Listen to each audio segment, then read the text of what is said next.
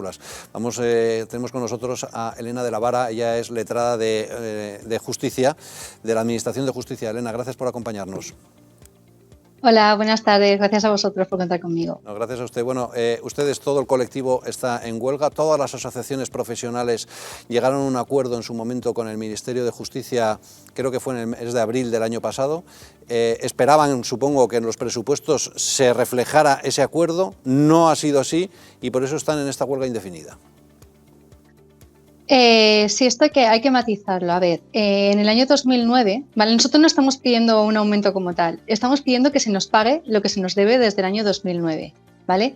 En el año 2009, los letrados de la Administración de Justicia, por aquel entonces secretarios judiciales, asumimos muchísimas de las funciones que hasta entonces eran de los jueces, y esto se hizo para descargar de trabajo que no fuera estrictamente lo relativo, por ejemplo, para que la gente no se entienda, a dictar sentencias, a los jueces. Todas estas funciones nos pasaron a nosotros, que además de hacernos el trabajo que hacemos hasta entonces, asumimos estas funciones, ¿no? Esto supuso un importante incremento de la carga de trabajo y la responsabilidad del letrado de la Administración de Justicia, entre los que se encuentran, por ejemplo, la asunción de la dirección de la oficina, de todo el procedimiento hasta que se producen las vistas, también, más recientemente, la llevanza del registro civil.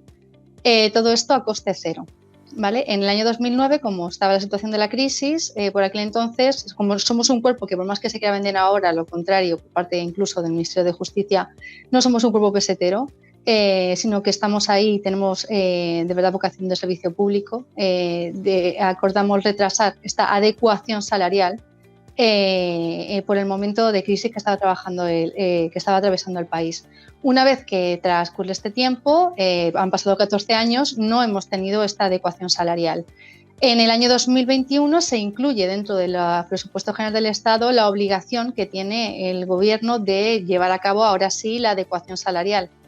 Esto no se termina produciendo, sino que lo que hacen es únicamente incrementarnos 10 euros más de la subida general que se produjo al siguiente cuerpo funcionarial jerárquicamente inferior a nosotros, que son los gestores.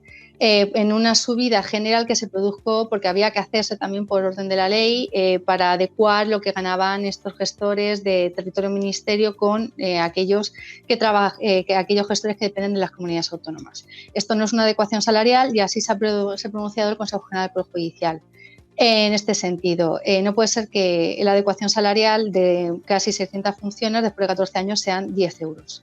Claro. Entonces, esto dio lugar a una serie de movilizaciones a principios del año pasado que concluyeron con un acuerdo, en una negociación con el Ministerio de Justicia en el que se llega a una serie de acuerdos publicados también por ellos mismos, donde se dice que nuestra adecuación se iba a realizar mediante una cláusula de enganche al sueldo de jueces y fiscales, que no significa cobrar lo mismo que ellos, sino simplemente que tendríamos que cobrar un porcentaje de lo que ellos cobran. Somos el cuerpo A1 que menos cobra de todo el Estado.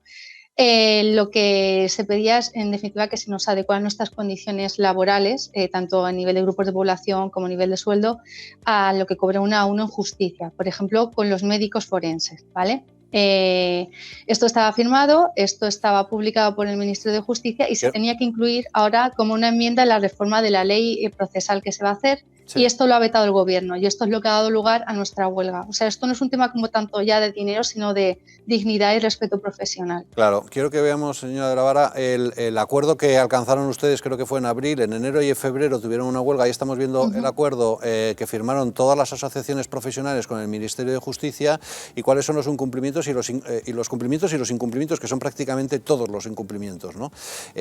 ¿Por qué cree que el Ministerio de Justicia se sentó a negociar en su momento y dijo amén y luego, sin embargo, incumplió y traicionó?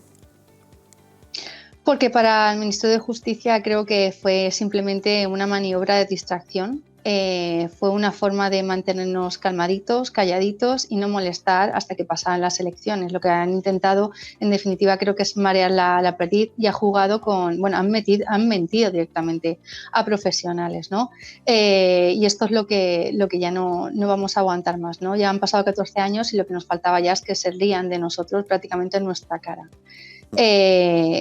jugando con nuestro sueldo y con nuestra responsabilidad. Y eso es lo que no vamos a admitir, ¿no? Y encima ya han pasado 3 semanas de la huelga, el gobierno, como todos en todas las huelgas, el empresario, por así decirlo, tiene la obligación de negociar con el comité de huelga desde el día 1. Han pasado 3 semanas y todavía no se ha convocado el comité de huelga. Es decir, el gobierno está incumpliendo la ley. Encima, hemos tenido que soportar insultos por parte del secretario de Estado de Justicia de carácter de golpistas.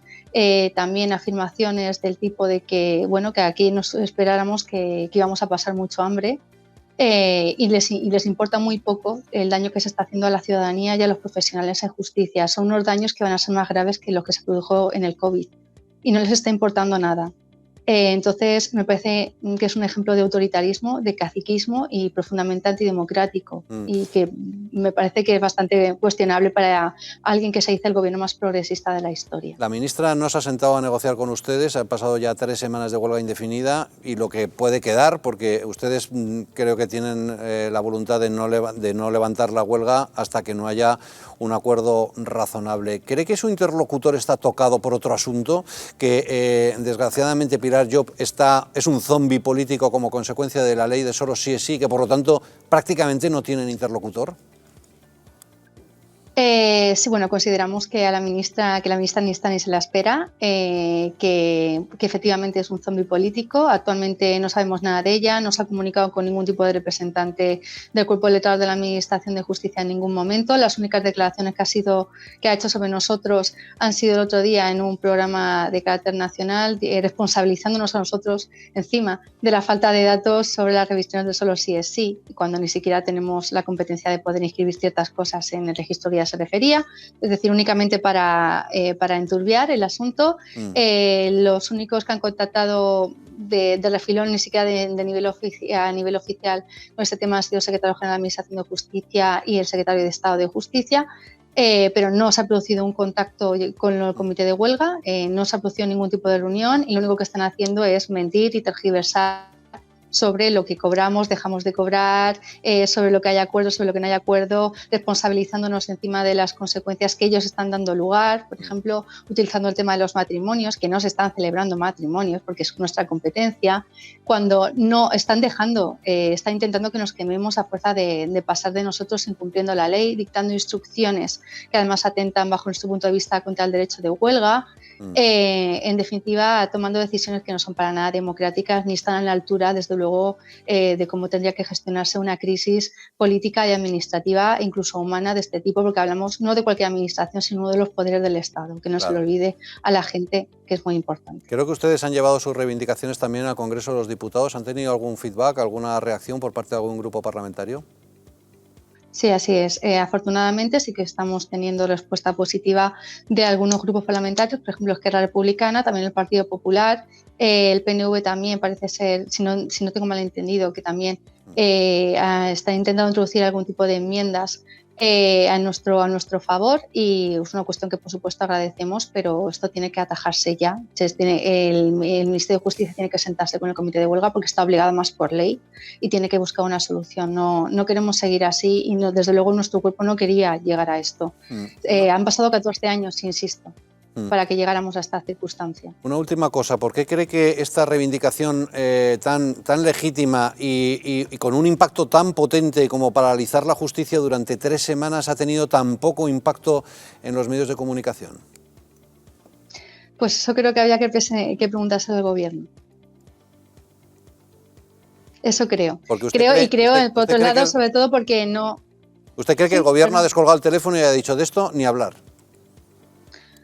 Yo no puedo afirmar ni negar nada, pero creo que, no lo sé, pero me parece que llama la atención ante todo.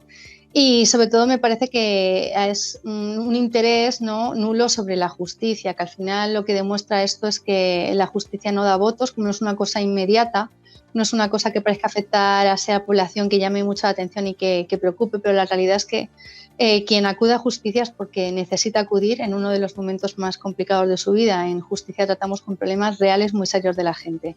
Y cuando no tienes una respuesta por parte de los tribunales ante estas circunstancias, cuando tu pensión depende de esto, cuando tu dinero, tu trabajo depende de estas circunstancias, cuando se han cometido algún delito contra ti o incluso tú estás siendo investigado, que también puede ser, quieres que esto se resuelva pronto y de la mejor forma posible.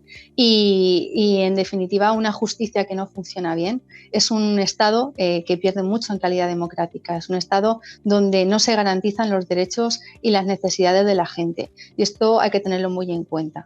Que no todo, pero bueno, me parece una estrategia política, por desgracia, pero es eso, básicamente me parece una estrategia política, que esa es básicamente la explicación, pero los profesionales de justicia, los ciudadanos que se han relacionado con la justicia en estas últimas semanas, sabe el daño que se está haciendo y sabe lo difícil que va a ser esto luego remontarlo también.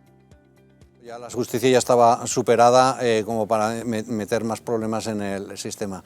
En fin, veremos a ver cómo se soluciona. Muchísimo ánimo Sí, y muchas gracias. ojalá se solucione pronto, Elena de la Vara. Gracias. Muchas gracias. Hasta luego. Adiós.